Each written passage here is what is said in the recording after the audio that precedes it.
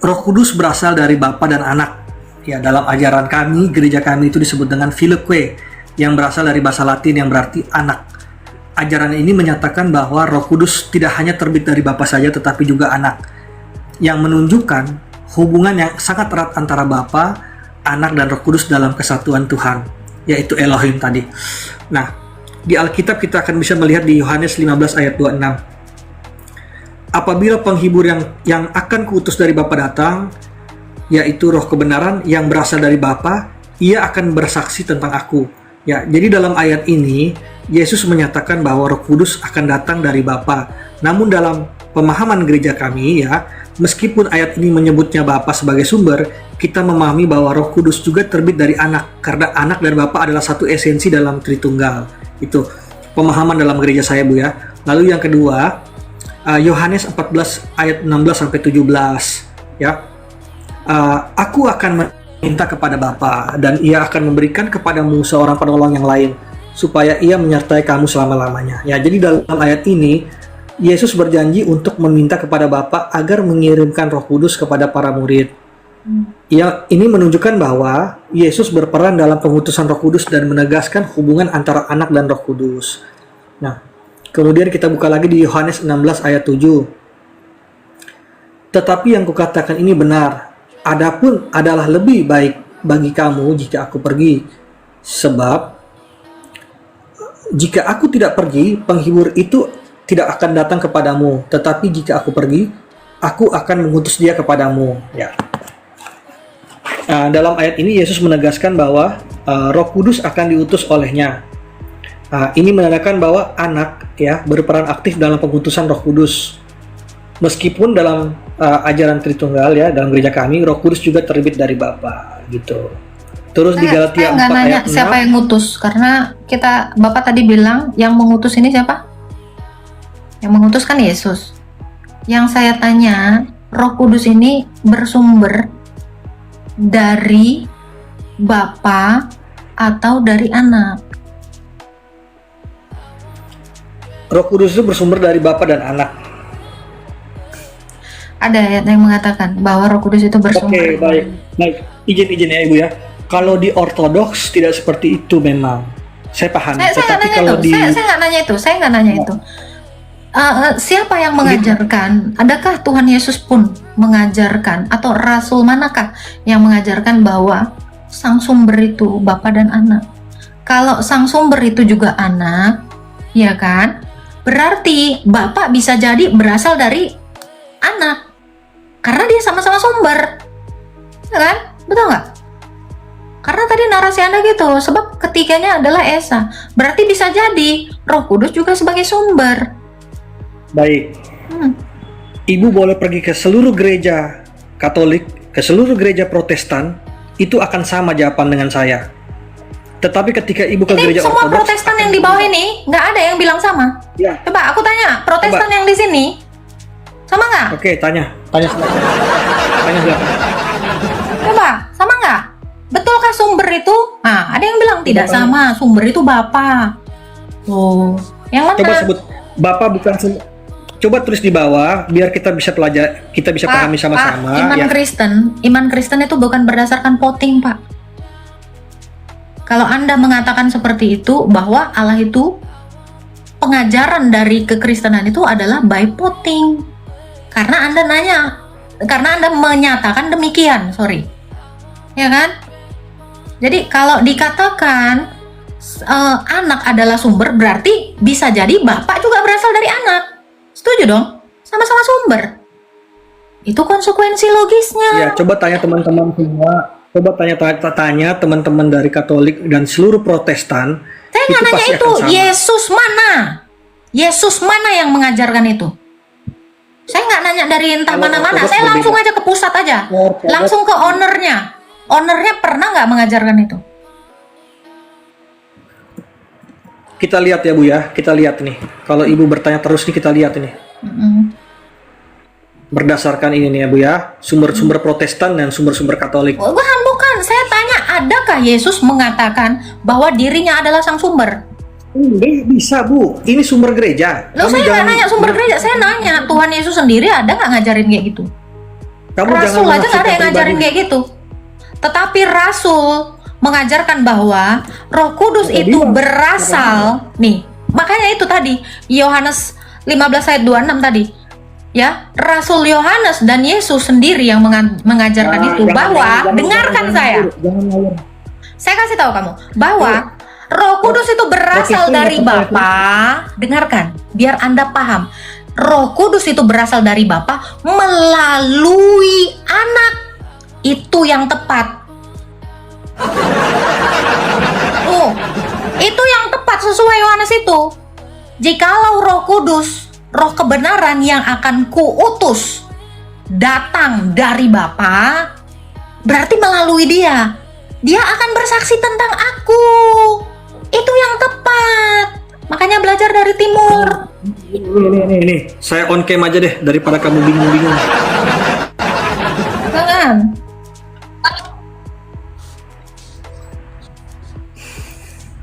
Nih, baca nih.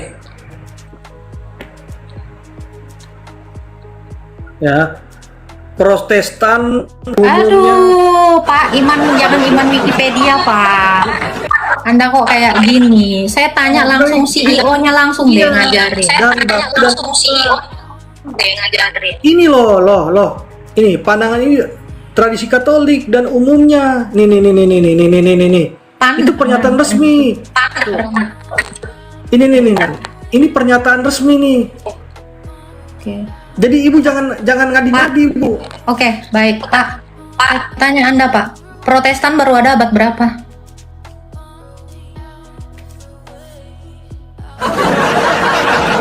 Masa Anda minta pandangan dari Protestan abad berapa, teman-teman yang di bawah?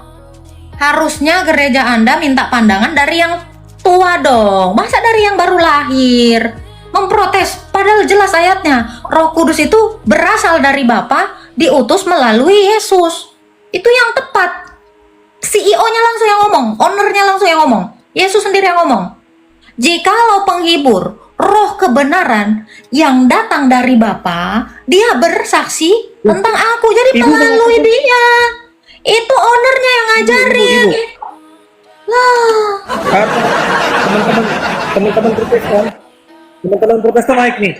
Teman-teman Protestan naik semua. silakan minta bantuan. Sekarang Katolik minta bantuan Protestan, say. Bantu dia, say. Bantu, say. Bantu. Ah, ini mungkin dia mau bantu. Baru kalian. Aduh. Kalau friend, silakan, Pai. Pai, kamu Islam atau Kristen, Pai? Protestan, Bun. Oke, silakan, gimana, Pai? Nggak ada, Bun. Protes kecuali JO Oneness, Bun. Kalau protes Silakan. Menurut Anda gimana, Bang? Sumber itu satu atau dua, Bang? sumber itu Bapak, Bun. Oh, ini Protestan aja bilang cuma satu. Gimana nih, Bang? Di gereja apa? Coba tanya siapa pendeta yang ngajarin itu? Silakan. Siapa pendetamu yang mengajarkan demikian?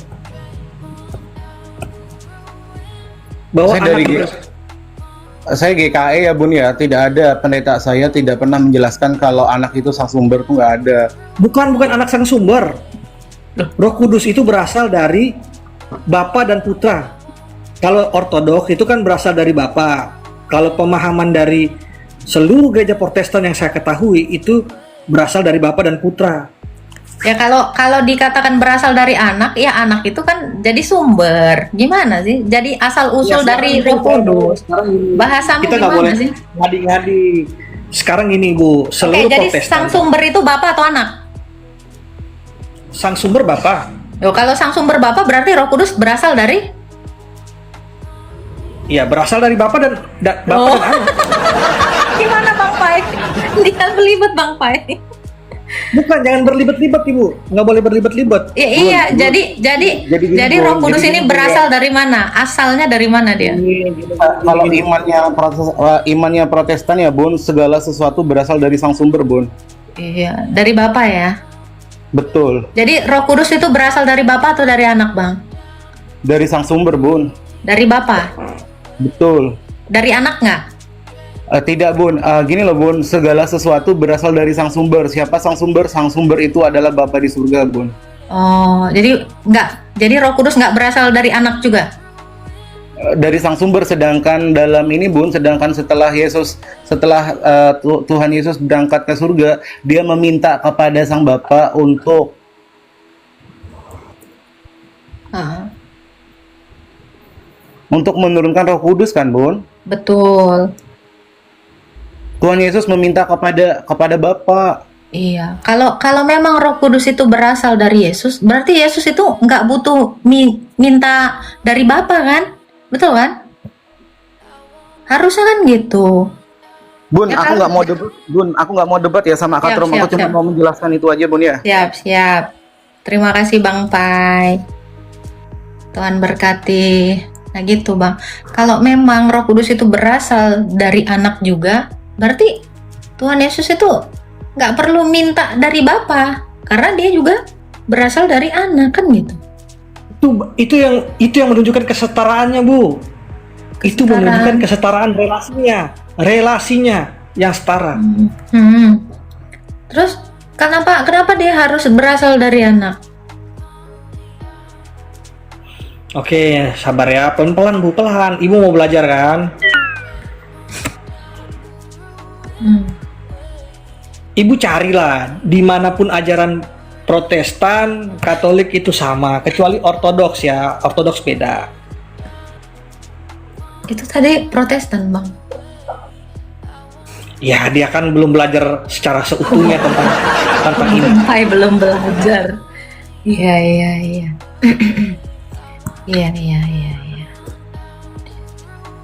Ini ada yang bilang katanya Abang Wanet. Coba kalau ada yang mengatakan bahwa apa namanya, Roh Kudus bukan berasal dari Putra juga, coba naik ke atas. Coba Protestan yang nggak ini, coba naikkan ke atas. Oke, Coba naikkan. Yang seorang pendeta ya, seorang pendeta. Oh, pendeta say. Coba naikkan. Ya. Nih, silakan Bang Japet. Halo. Dian. Itu kan si Michael itu sudah bilang, sudah menyatakan dari ayatnya sendiri bahwa sumber itu memang dari Bapa. Yesus itu kan cuma memintakan untuk mengirim Roh Kudus. Pertanyaan itu di mana-mana saya, Roh satu. Kudus itu berasal dari mana, Bang? Dari Bapa lah. Oh, bukan dari anak. Bukan, anak kan perantara untuk menyampaikan, untuk mengutus Roh Kudus, penghibur. Udah, gimana Iya kan? Bang Mel Cimut? Nah, Masa nggak paham ayat sih? Umur berapa dia ini? Sekolah di mana? tanyalah. Maisel Mut, sekolah Dia. di mana kamu? Gini Pak Dian, dalam ajaran Protestan, seluruh Protestan itu Philippe. Saya Protestan mengakui kalau Roh Kudus itu dari Bapa, sekarang bukan saya tanya siapa yang tidak mengakui dari Philippe? sumber yang satu. Kamu sumber bukan Ini untuk Protestan mana? Jangan ngawur. Kalau memang Protestan beda. bodoh kamu itu.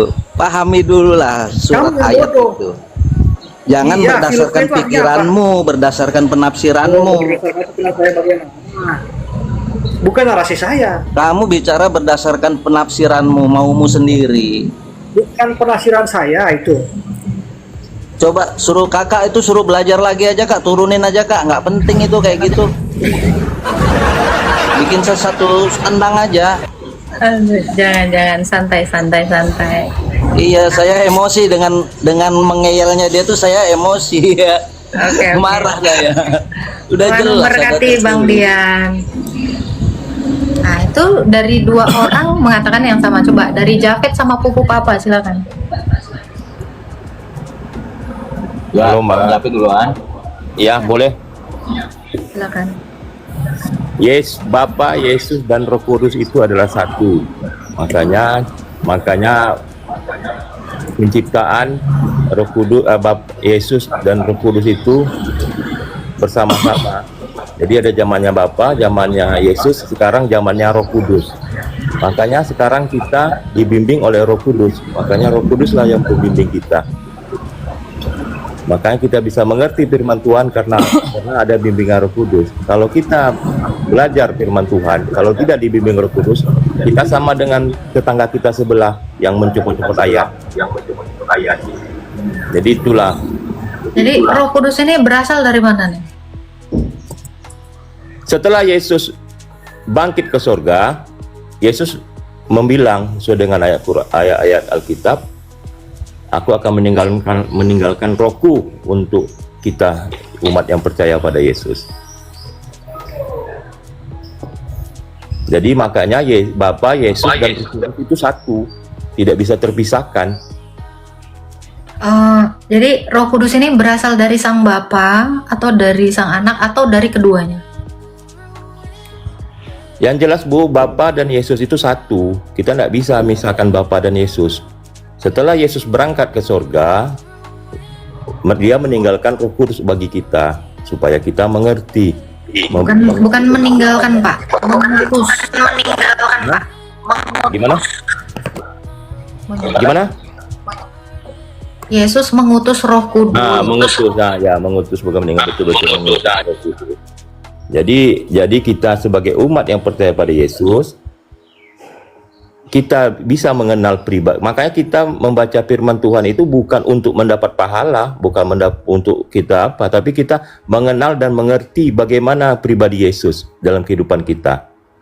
Jadi itu Bu, bukan berarti kita membaca firman Tuhan harus menghafal firman Tuhan, tidak perlu kita hafal, tapi kita mengerti bagaimana kita menjalankan seperti Yesus. Gitu. Bagi saya sih, tapi tidak tahu bagi mereka-mereka ini. Kalau bagi saya sih seperti itu pandangan saya. Jadi jangan bilang Bapa Yesus itu terpisah, dia satu, tidak bisa terpisahkan. Karena zaman Bapa ya itulah zaman Bapa, zaman Yesus, zaman Roh Kudus. Sekarang inilah kita percaya pada Roh Kudus. Jadi sekarang kita udah tidak di zamannya Bapa lagi. Makanya saya bilang sekarang tetap percaya kita, mereka itu satu. Bukan. Kenapa Anda membedakan zaman gitu?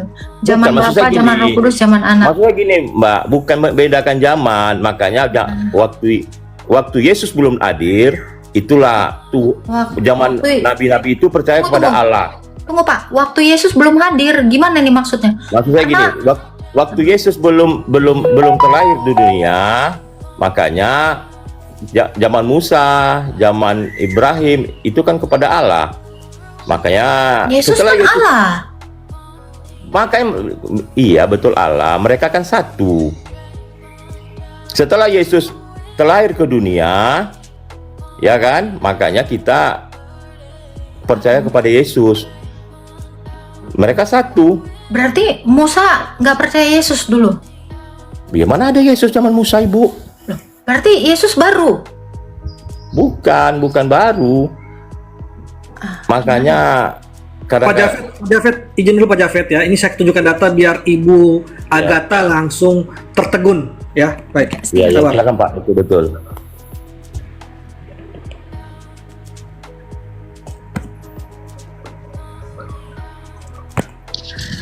Pagi Bu Agatha. Pagi pupu papa juga pagi.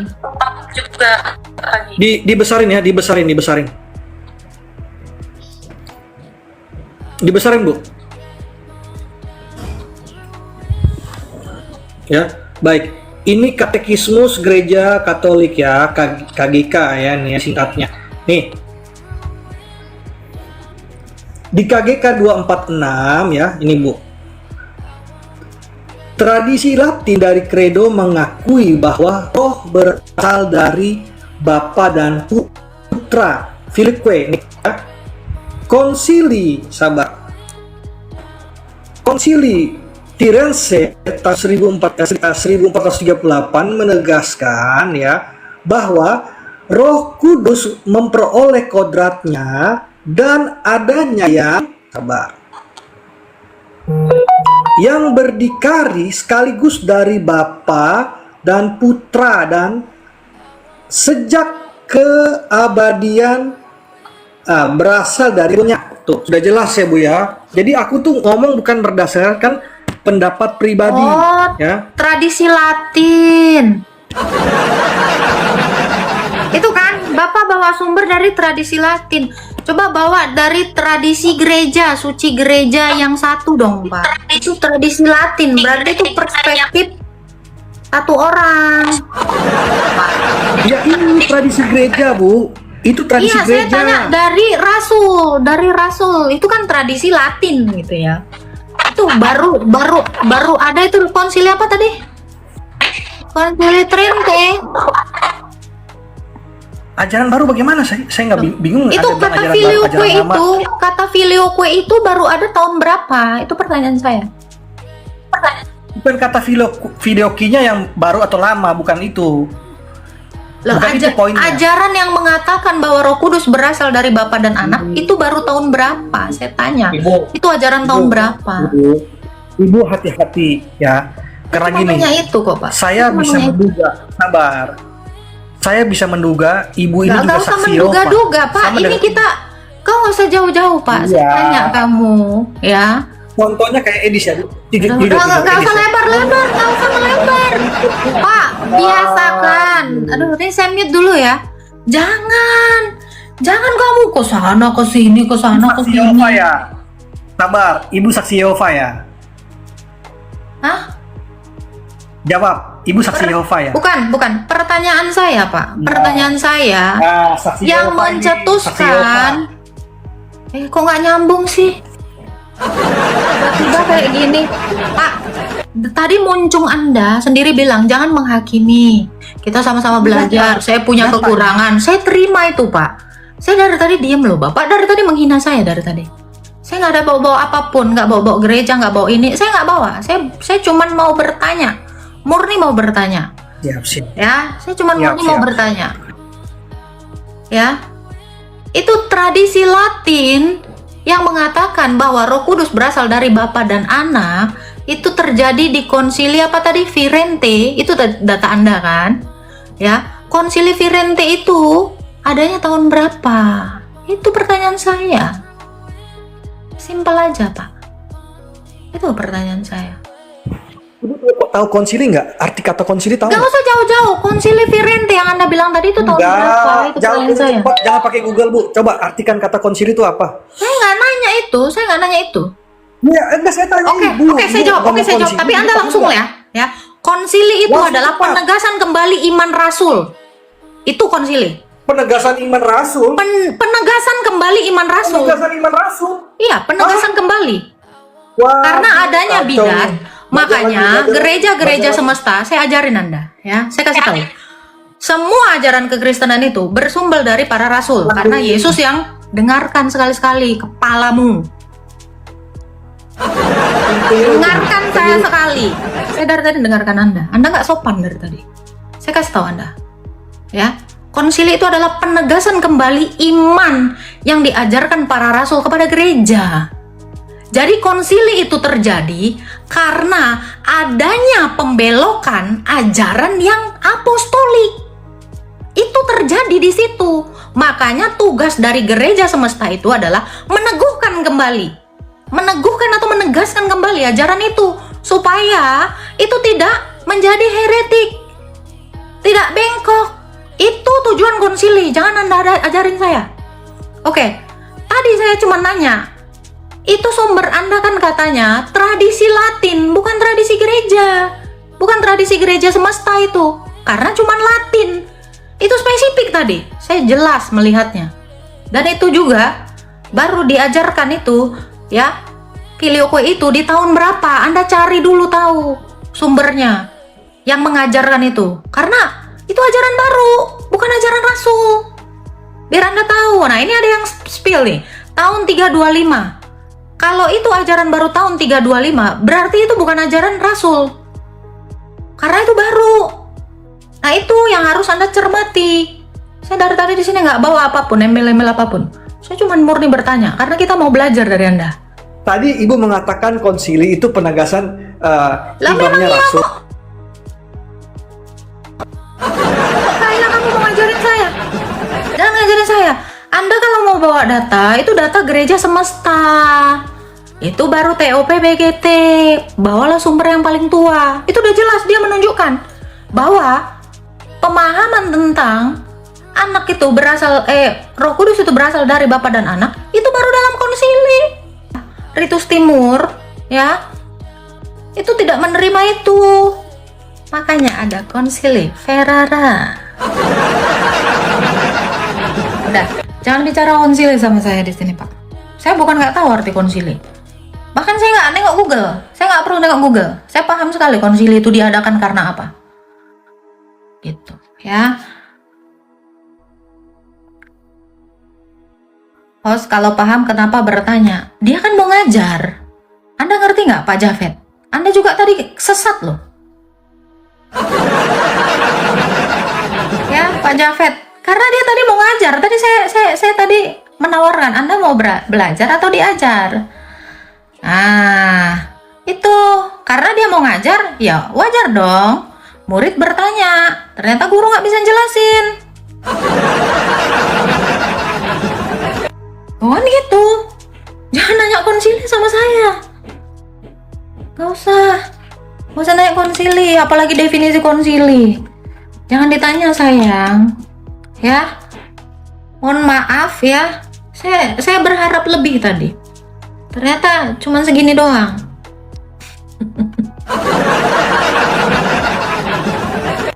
Udah.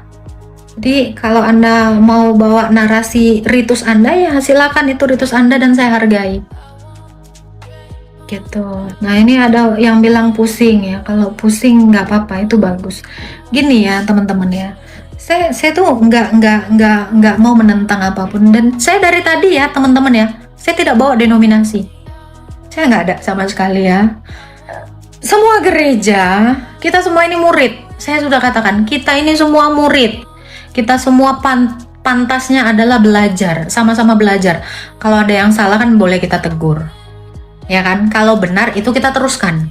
Seperti itu toh, ya. Saya dari tadi tidak bawa saya dari mana, mungkin yang bawa yang spill. Tapi Bapak itu dari tadi mengatakan saya bidat, it's okay. Saya bukan Kristen yang benar, it's okay. Saya abal-abal, saya nggak ngerti apa-apa, saya nggak paham, it's okay Pak. Saya hargai itu. Dari tadi saya menghargai Anda. Tapi kalau Anda membawa ajaran yang bukan dari Yesus, yang bukan dari Rasul, saya tidak terima itu. Itu saja. Karena konsili itu sifatnya adalah peneguhan kembali. Kenapa diteguhkan kembali? Kenapa ditegaskan kembali? Karena ajaran itu sejak semula itu satu.